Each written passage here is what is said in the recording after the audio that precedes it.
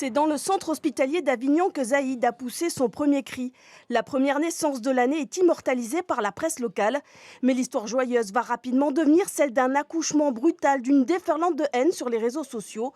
Le prénom de l'enfant à consonance arabe agit comme un détonateur. Les insultes pleuvent sur l'article de la Provence. La direction décide de verrouiller la page et publie un édito pour dénoncer.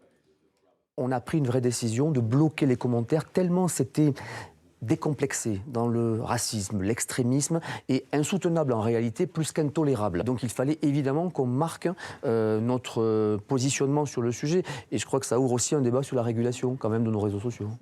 Choquée, blessée, la famille a décidé de porter plainte cette semaine au commissariat.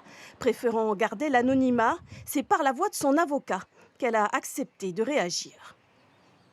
La famille s'étant retrouvée face à une situation qu'elle ne maîtrisait plus, elle a considéré, et à mon sens à juste titre, qu'il fallait que la justice puisse être saisie de la chose pour mettre un terme à un comportement qui dépasse très largement la normalité.